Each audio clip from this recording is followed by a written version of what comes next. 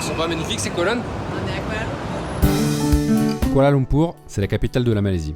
Ce n'était pas une destination prévue à la base, nous avons fait une petite escale de 2 jours et ça a été une énorme surprise. Nous avons découvert de belles choses et je vais te montrer tout ça.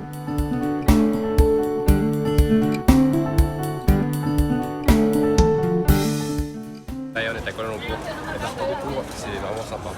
La première chose qu'on a faite à Kuala Lumpur, c'est d'aller au street food. Ici tu peux manger ce que tu veux, du sucré, du salé et surtout de toutes les cultures. Malaisiens, indiens, thaïlandais, chinois. C'est une ville mixée où cohabitent de nombreuses religions et cultures. Je crois qu'on va tout bouffer. C'est incroyable ce qu'on voit. T'en as pour tous les goûts, de la salade, des pâtes de thaï, des fruits, de quoi manger sucré, salé, enfin c'est un truc de fou. Il y a de tout, il y a de tout. Voilà, tu peux prendre autant du fresh coconut que que à bouffer. Elle va manger sa coconut, son énorme coconut. Les assiettes coûtent en moyenne entre 5 et 10 euros par personne.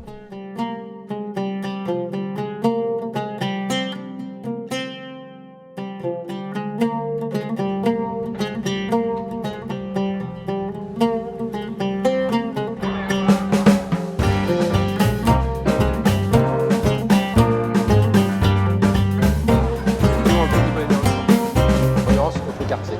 On découvre, hein. Mais apparemment c'est quelque chose pour boire ici.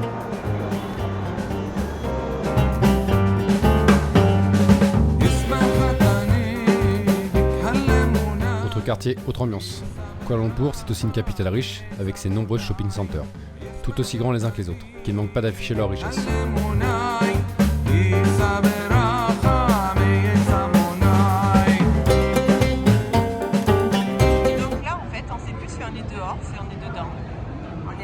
On est un peu dedans. En fait, le ciel est là, juste au-dessus. C'est les centres commerciaux ouverts sur la rue de l'autre côté. Et il y a du monde de partout, des lumières de partout, des senteurs de partout. Et là, il y a les voitures juste là. C'est Kuala Lumpur. Voilà ce quartier, c'est tout ce que j'aime pas. C'est tout ce que Elodie aime, mais alors moi... Non, c'est faux, j'aime pas ça. Des buildings aussi grands, aussi gros là, des magasins de luxe. Tout ça, c'est... Là, on est dans le quartier de la nuit, là. C'est la fiesta, la grosse fiesta. Ça joue partout. Plus il y a de la musique, plus ça balance. Il y a aussi un quartier de la nuit avec ses bars branchés. Mais comme tu le sais, c'est pas mon truc. On est juste passé devant.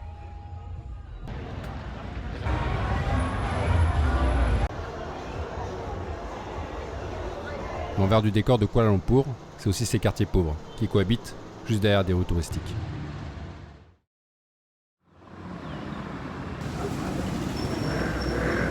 Partir à la grotte. Après un très bon Indian breakfast, on a décidé d'aller visiter les grottes de Batu, qui sont tout au nord de Kuala Lumpur. C'était évidemment l'attraction à faire.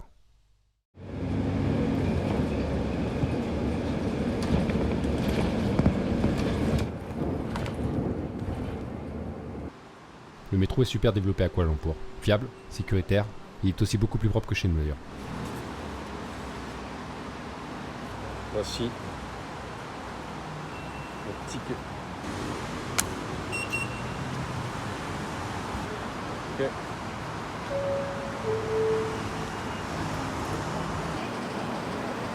Pour rejoindre Batu Cave, il faut d'abord prendre le métro. Le métro coûte 1,5 ringgit par ticket. Ensuite, il faut prendre une correspondance avec un train régional, qui coûte 5 ringgit. On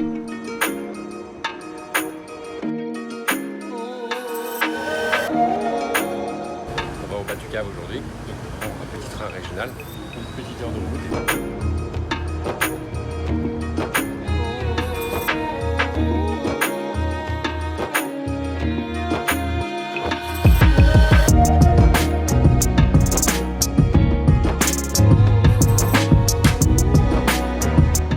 Il y a pire, hein. On va aller visiter ça. Batu Cave.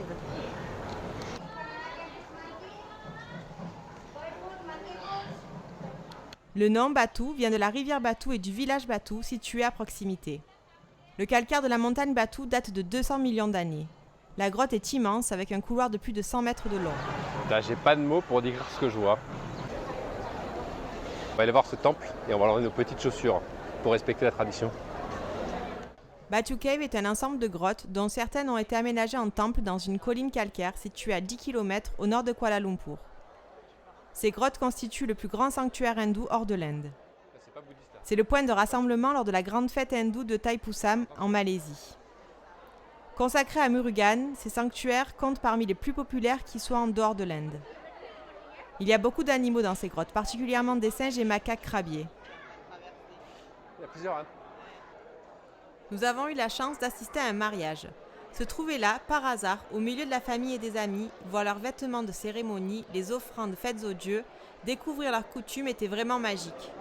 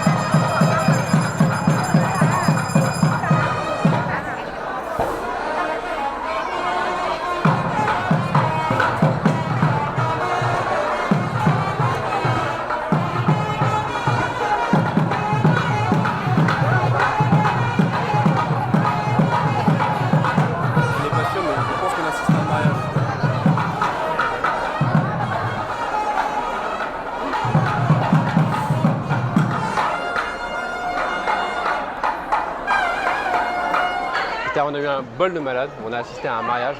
Ils viennent de se marier ici. Et là, je pense qu'ils vont se faire un sacré... Ils vont se faire un sacré repas, je pense. Ce lieu de pèlerinage rassemble chaque année 1,5 million de personnes.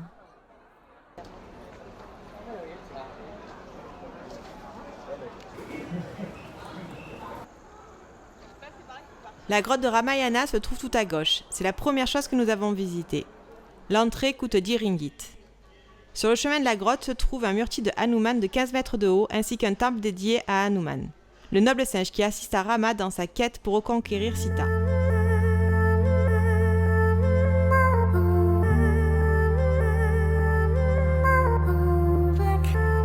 La grotte de Ramayana raconte sous forme imagée l'histoire de Rama à la façon d'une chronique. Elle est bien éclairée et permet de progresser en regardant la représentation qui figure sur les parois. On va monter tout en haut. Je sais pas ce qu'on va voir, mais apparemment...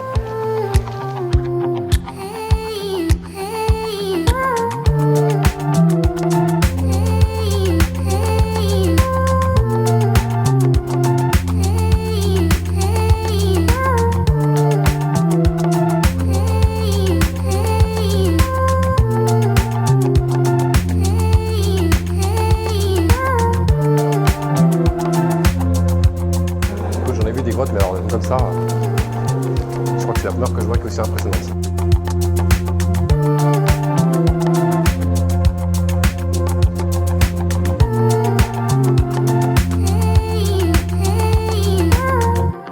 Wouh!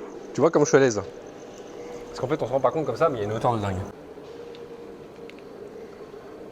Non, c'est une sacrée grotte, hein. Franchement, c'est un truc de ouf. C'est un truc de ouf. Hello! Et en plus ici tout le monde te dit bonjour, c'est ça qui est de culture. Ici les gens partagent, ils aiment te montrer et t'expliquer ce que c'est. Je suis ravi d'avoir en fait d'avoir rencontré des hindous. En Malaisie t'as une forte communauté en fait d'hindouistes. Ils sont vraiment sympas. Ils sont vraiment sympas, ils aiment partager leur culture. À chaque fois qu'en fait on passe devant un pylône ou devant quelque chose, bah il y a toujours quelqu'un pour nous expliquer. Et quand on va manger dans leur restaurant, ils te demandent si t'as aimé leur plat.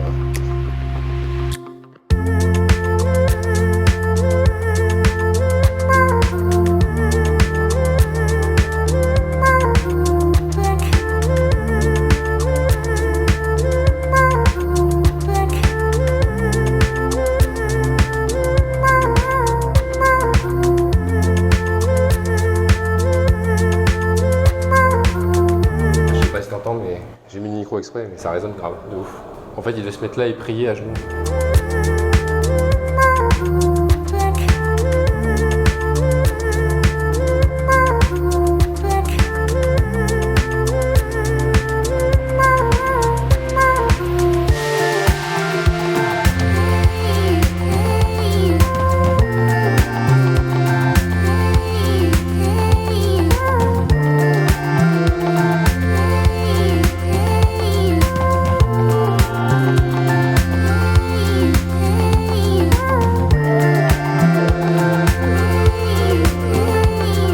star des bateaux cave, c'est évidemment les singes. Ils vivent là, comme si de rien, on se sent presque en trop à côté d'eux.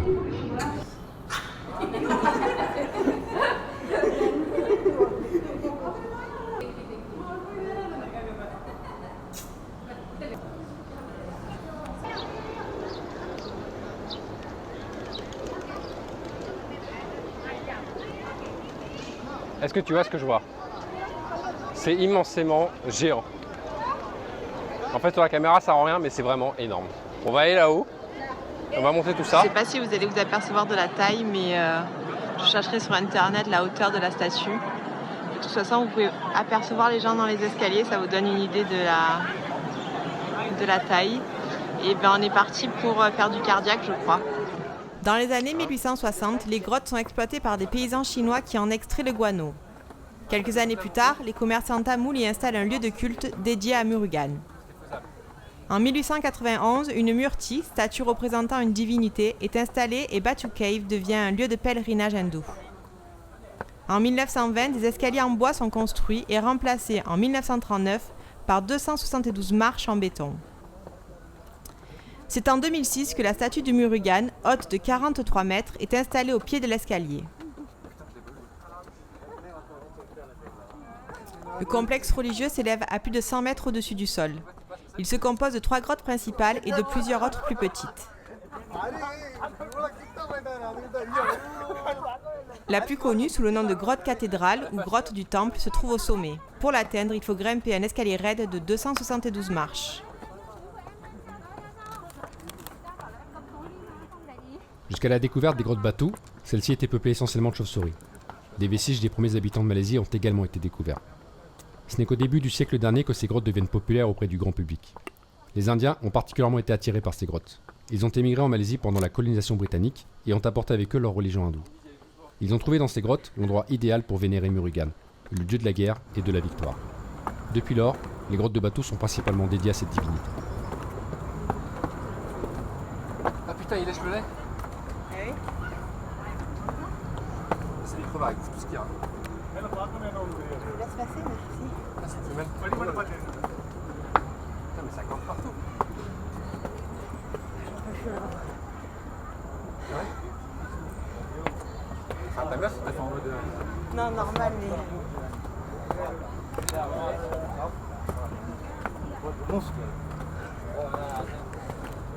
J'arrête, j'en peux plus. Tu filmes ? L'ascension, qui plus est en plein soleil, est assez éprouvante. J'ai par ailleurs volontairement laissé la quasi-totalité du temps dans la vidéo. Avant cela de 2 minutes si ça tombe.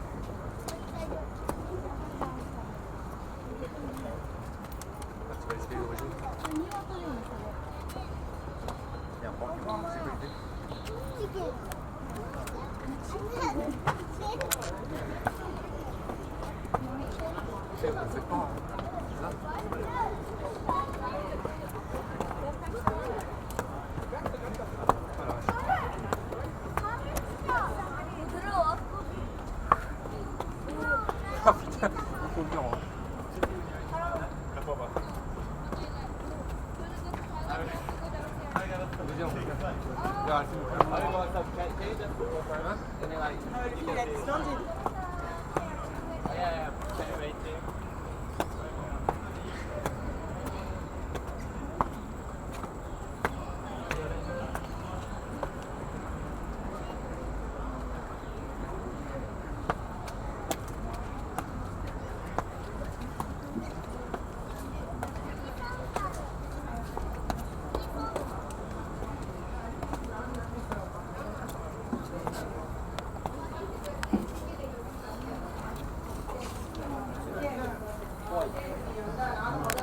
la vache.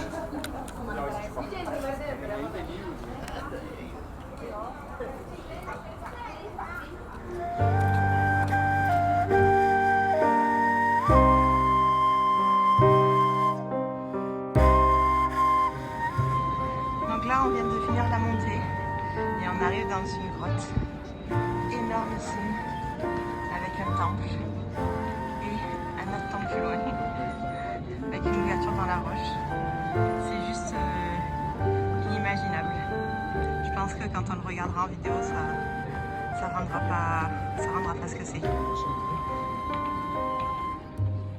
Batu Cave restera pour moi un lieu emblématique de mon voyage en Asie. Ses couleurs, son immensité, ses symboles en font un lieu hors du temps. Encore une fois, voir ici les religions coexister devrait nous pousser à faire de même.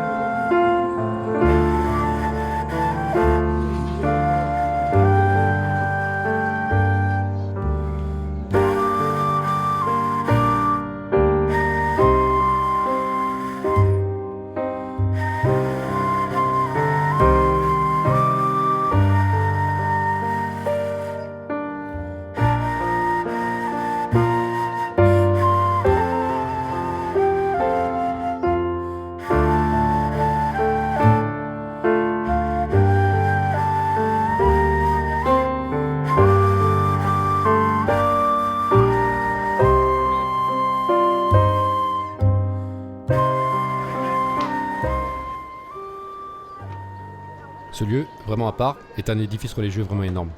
Je te conseille de te lever tôt pour prendre le temps de tout visiter. Note aussi que la montée des marches se fait en plein soleil, raison pour laquelle je t'encourage à venir le matin de bonne heure. Tu éviteras aussi le monde. Après les grottes de Batu, nous n'avons pas perdu de temps. Nous avons mangé à Chinatown, puis pris la direction de la place de l'Indépendance, où se trouve l'édifice du sultan Abdul Samad, et la mosquée Jamek. Puis, pour finir, nous sommes allés voir les célèbres tours Petronas.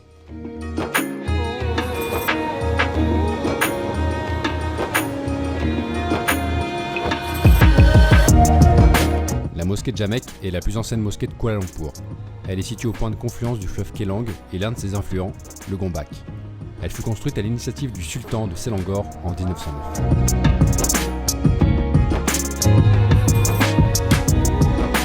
En continuant le chemin, on ne peut pas passer à côté de l'édifice du sultan Abdul Samad, qui régnait sur le Selangor au moment de sa construction.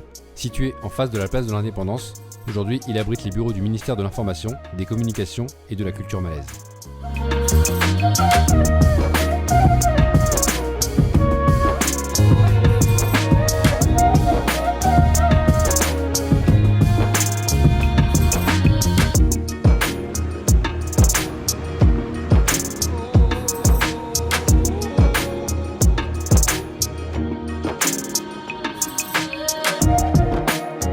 Petaling Street, également connu sous le nom de Chinatown, est un spectacle courant ici, généralement bondé de locaux et de touristes. La rue compte des dizaines de restaurants street food servant des spécialités locales. Les commerçants sont principalement chinois, mais aussi indiens, malaisiens, bangladais. Cette rue est malheureusement aussi connue pour sa prostitution la nuit.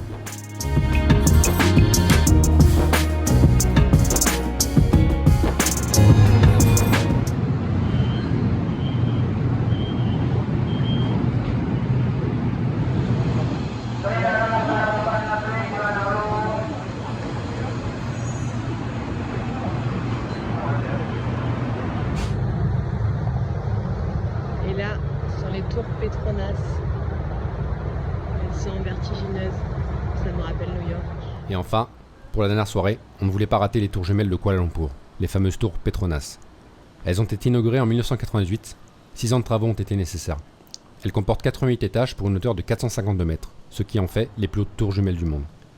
Une passerelle d'acier relie les deux tours au niveau des étages 41 et 42, à 170 mètres au-dessus du sol. Et je vous donne quelques chiffres.